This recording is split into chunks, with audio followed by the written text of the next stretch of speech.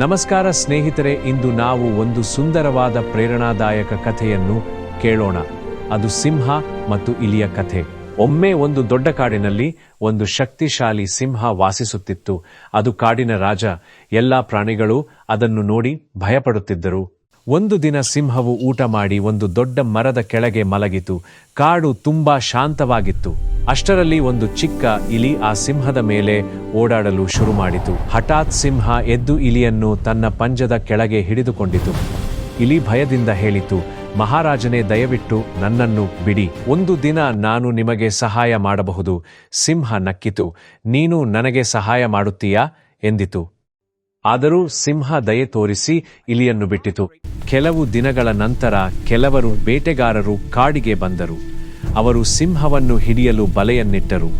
ಸಿಂಹವು ಬಲೆಗೆ ಸಿಕ್ಕಿತು. ಅದು ಜೋರಾಗಿ ಗರ್ಜಿಸಿತು.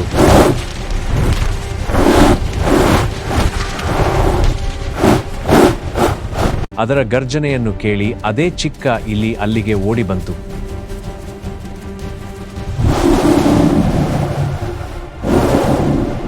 ಇಲಿ ತನ್ನ ಹಲ್ಲಿನಿಂದ ಬಲೆಯ ಕಗ್ಗಂಟುಗಳನ್ನು ಕಡಿಯಲು ಶುರು ಮಾಡಿತು. ಸ್ವಲ್ಪ ಸಮಯದ ನಂತರ ಸಿಂಹ ಮುಕ್ತವಾಯಿತು. ಸಿಂಹ ಹೇಳಿತು, ನಾನು ನಿನ್ನನ್ನು ಸಣ್ಣವನು ಎಂದು ನಕ್ಕಿದ್ದೆ, ಆದರೆ ಇಂದು ನೀನೇ ನನ್ನ ಜೀವ ಉಳಿಸಿದ್ದೀಯ. ಅಂದಿನಿಂದ ಸಿಂಹ ಮತ್ತು ಇಲಿ ಉತ್ತಮ ಸ್ನೇಹಿತರಾದರು. ಯಾರನ್ನೂ ಸಣ್ಣವರು ಎಂದು ಅಂದಾಜು ಮಾಡಬೇಡಿ. ಒಳ್ಳೆಯತನ ಯಾವಾಗಲೂ ಮರಳಿ ಬರುತ್ತದೆ.